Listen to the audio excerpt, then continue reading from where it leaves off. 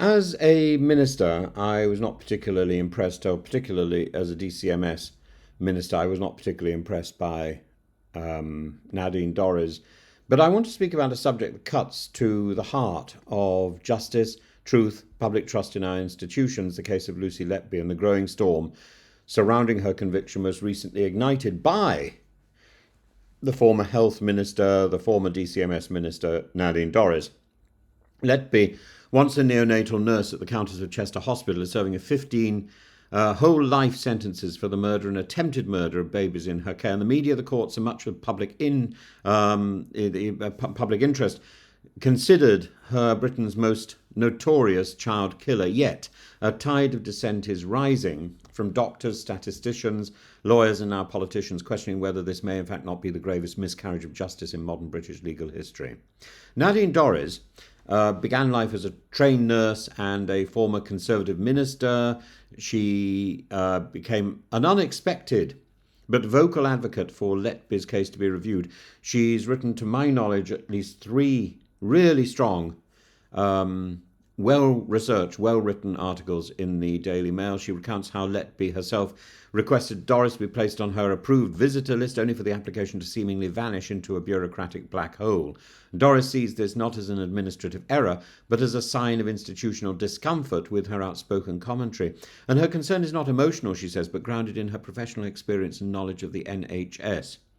She draws upon her ministerial oversight of neonatal units and maternity failings across England, including at Shrewsbury, Morecambe Bay and East Kent, to argue that clusters of infant deaths are sadly not unusual nor inherently suggestive of foul play. Much of Dorries' criticism is focused on Dr. Dewey Evans, the prosecution's key expert witness, and Evans, a retired general paediatrician, not a practicing neonatologist, was by his own admission drawn to Letby's case after reading about it in the newspapers, and he even wrote to the National Crime Agency suggesting he be involved, stating, "This sounds like my kind of case." His conduct has been widely scrutinised. He has changed his explanation for several deaths post-trial.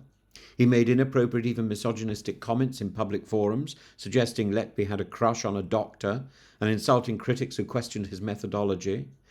And Dorries rightly asks, how was such a man allowed to dominate the expert testimony in the most consequential medical trial of a generation? The case against Letby lent heavily on circumstantial and statistical evidence, and key among them was the idea that Letby was the common factor in each baby's death or collapse.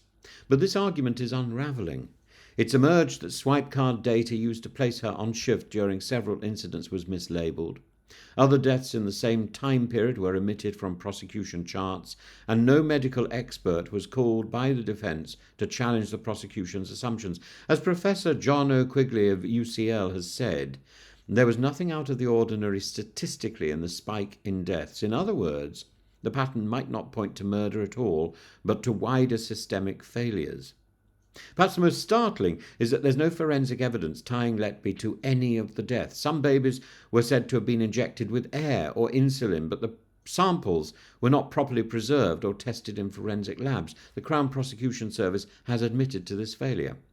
It's astonishing that a case so serious that there was no ironclad scientific corroboration of the prosecution's central allegations, and Letby's guilt was cemented in the public eye long before her conviction.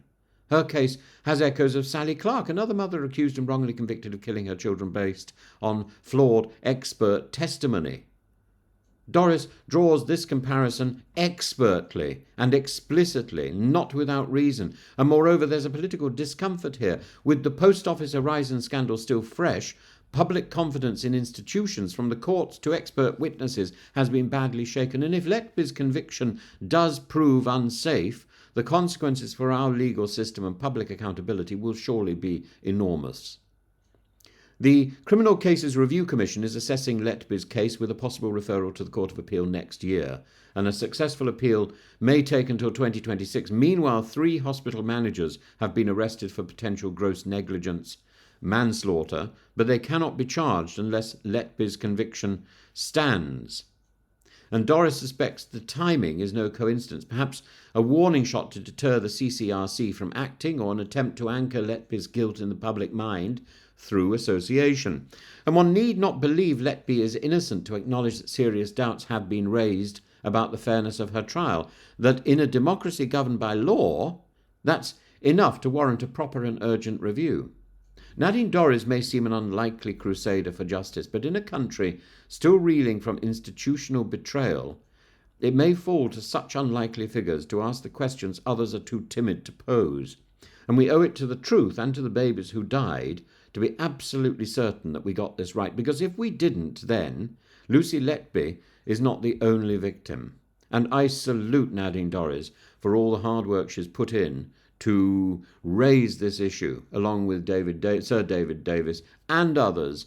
But Nadine Dorries is really going far and away beyond what is expected, and her writing is magnificent.